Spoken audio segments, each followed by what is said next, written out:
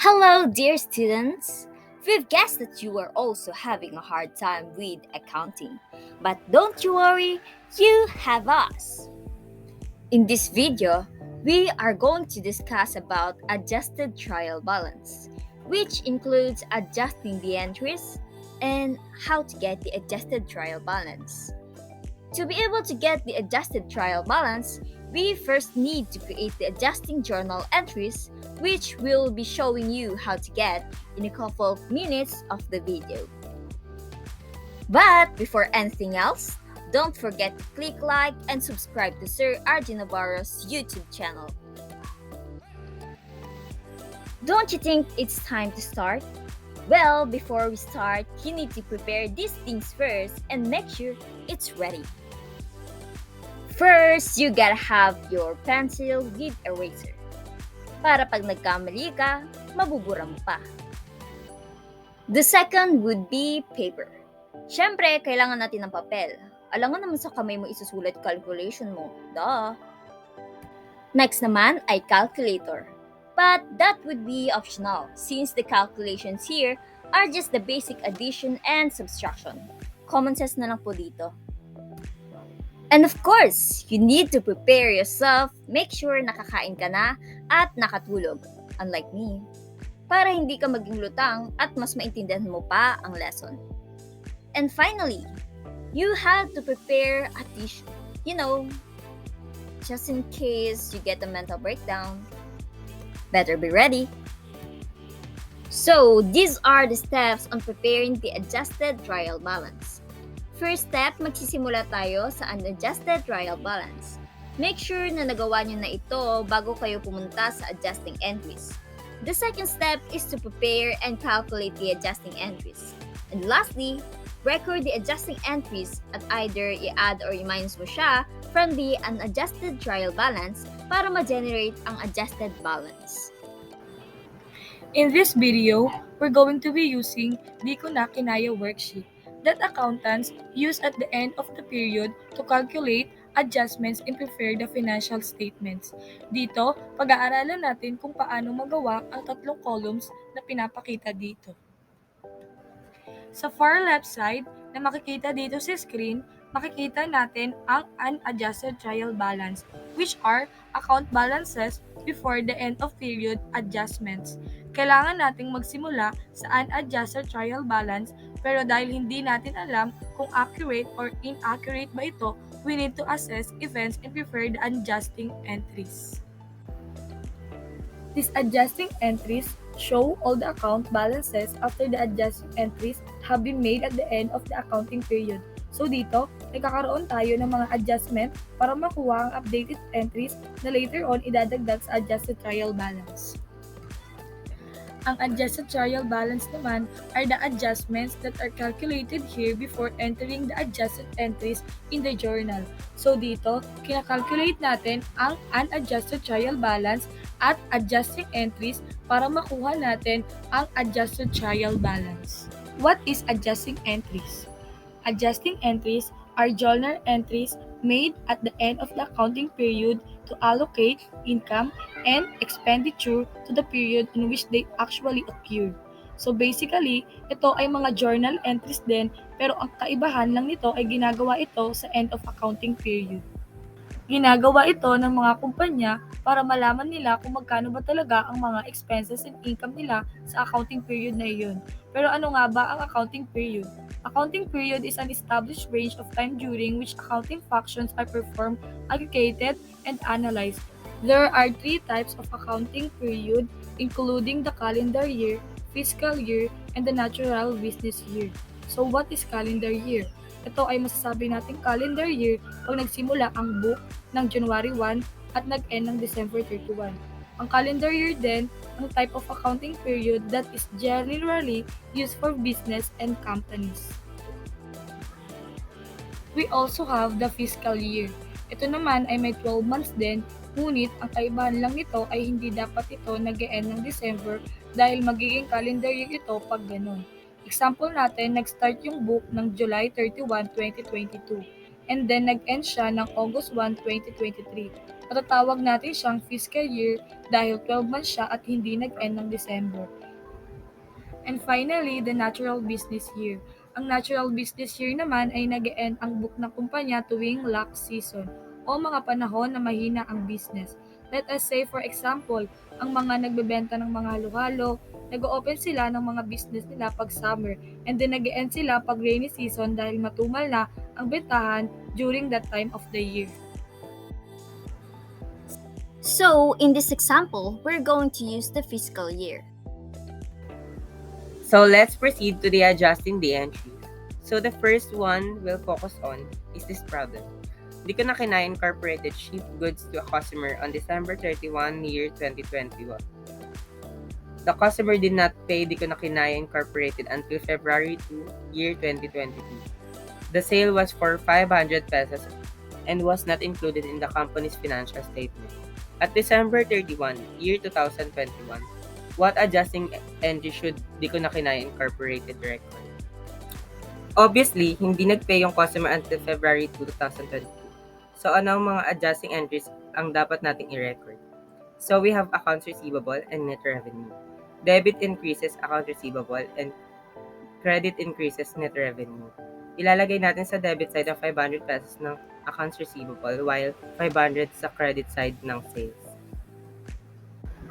Di ko na kinaya-incorporated determine that the allowance for bad debt balance at December 31, year 2021 should be 750 pesos. What adjusting entry should di ko na kinaya-incorporated record? So, ano ang mga adjustment needed? So, let's take the required balance for 750 pesos, then subtract to the current balance of 500, so the adjustment should result to 250 pesos. So, the adjustment that we need to record is 250. Our entries would be 250 pesos bad debt expense on the debit side and allowance for bad debt of 250 on the credit side. Di ko na kaya incorporated perform an inventory count on December 31, year 2021. According to the count, the company had inventory of 10,500 pesos in the warehouse. What the adjusting entry would the company record?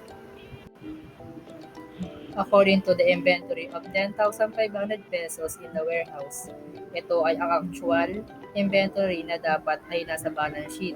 Pero as we can see, sa unadjusted trial balance, it is only 10,000. That's why we need to make an adjustment. The required balance is 10,500 pesos, which we will subtract to the current balance of 10,000. So our adjustment should be 500 pesos. So the account titles would be inventory and cost of goods sold. The inventory of 500 pesos would go to the debit side, and while the cost of goods sold of 500 pesos would go to the credit side. Di ko na kaya incorporated expense 1,200 for the annual insurance policy, which is started on July 1, year 2022. What adjusting entry should the company record? Itong prepaid expense na ito ay nag-occur pag nagbabayad yung company in advance for the benefits they are going to receive for a long period of time. The annual insurance is for the next 12 months, but since nag-start na siya ng July 1, we will focus on to the 6 months from July 1 to December 31. So we are going to have adjustment to the amount expense 1,200 pesos subtracted to the year 2021 amount of 600. So we will have an adjustment needed of 600 pesos. We will be debiting prepaid expense for 600 and the credit will go to the general and administrative expense for 600 pesos. Di ko na kaya incorporated uses a marketing agency to coordinate their advertising efforts. The marketing agency sent an invoice of 300 pesos on January 5, year 2022 for year 2021 marketing activities. What is the adjusting entry that the company should record? they have a marketing agency to coordinate their advertising efforts. Yung marketing agency ay nag-send ng marketing invoice for 300 pesos on January 5, year 2022 for year 2021. So 5 days after our period ended. So yung na-receive na invoice, yung January 5, 2022 ay relate sa year 2022. Since hindi pa natin iyon nababayaran, mapupunta ito sa account payable. Kaya napunta ito sa credit side. At ang selling expense naman ay need to be recorded sa debit side. Dahil need natin i-increase ang selling expenses for that unrecorded invoice. So now, let's put it on adjusting journal entries. Selling expenses of 300 will go to the debit side while the accounts payable of 300 pesos should go to the credit side. Di Ko Na Kaya Incorporated pays its employees bi-weekly. The company last paid its employees on December 15th, year 2021. Payroll expense from December 16th to December 31st is 500 pesos. What adjusting entries should the company record? It says here, payroll expense from December 16th to December 31st. So, hindi pa siya recorded or nababayaran. So, we need to record credit sa accrued payroll for that 500 pesos para ma-record itong liability na ito. Tapos, ang debit naman natin ay General and Administrative Expenses account. This 500 pesos increases. So, paano ito nire-record sa adjusting entries? Ilalagay natin ang 500 debit sa G&A expenses at 500 pesos credit sa accrued payroll. The next account would be income taxes. It says here, Di Ko Na Kaya Incorporated hired a CPA firm to prepare its income tax provision for year 2021. The CPA confirmed estimated the income tax provision to be 2,000 pesos. What adjusting entry should the company record? So, nakikita natin na ang estimated tax provision natin ay 2,000 pesos. Pero kung titingnan natin dito sa unadjusted trial balance, 1,000 pesos lang ito. So, we need to make an adjustment. We'll have to subtract the latest estimated income tax of 2,000 pesos to the current income tax of 1,000 pesos. So, ang magiging adjustment natin ay 1,000 pesos. So, if we need to increase that amount, kailangan nating i-debit ang income tax expense na 1,000 pesos at i-credit ang income tax payable. So, ano na ang mangyayari? Well, we don't need to put the income tax expense na 1,000 pesos sa debit side ng adjusting journal entries natin. Ganun din yung income tax payable na 1,000 pesos, ilalagay na natin ito sa credit side ng adjusting journal entry. And that is all for adjusting the entries. So, what now? Now, it's finally time to calculate and get the adjusted trial balance we've been looking for. Let us first take a look at these accounts. Uunahin nating hanapin ang adjusted balance ng cash. Since wala naman tayong adjusting entries sa cash, kukunin lang natin ang value na 2,000 pesos from the debit side ng unadjusted trial balance at ilalagay natin ito sa debit side rin ng adjusted trial balance. Dito naman sa accounts receivable, makikita natin may adjusting entries ito sa debit side na 500 pesos. Dahil may 5,000 pesos tayo sa unadjusted trial balance debit side, ipag-a-add natin itong 5,000 pesos sa debit side ng adjusting entries na 500 pesos. So, pag in-add natin ito, may makukuha tayong 5,500 pesos which is ilalagay rin natin sa debit side ng adjusted trial balance. Dito naman sa allowance for bad debt, makikita natin na may adjusting entries ito at the credit side na 250 pesos. So dahil nasa credit side rin ng unadjusted trial balance ang 500 pesos, ipapag-add lang natin itong dalawa na ito, which will result to 750 pesos na ilalagay natin sa credit side ng adjusted trial balance. In the next one, we have the inventory. Both the adjusting entries and the unadjusted balance ay nakalagay sa debit side. So, we're gonna have to add the 10,000 pesos from the unadjusted trial balance at 500 pesos from the adjusting entries. So, ang magiging result nito ay total of 10,500 pesos na ilalagay natin sa debit side ng adjusted trial balance. In the prepaid expense, we see that both the unadjusted balance and adjusting entries are at the debit side. So like inventory, ipag-a-add lang natin sila.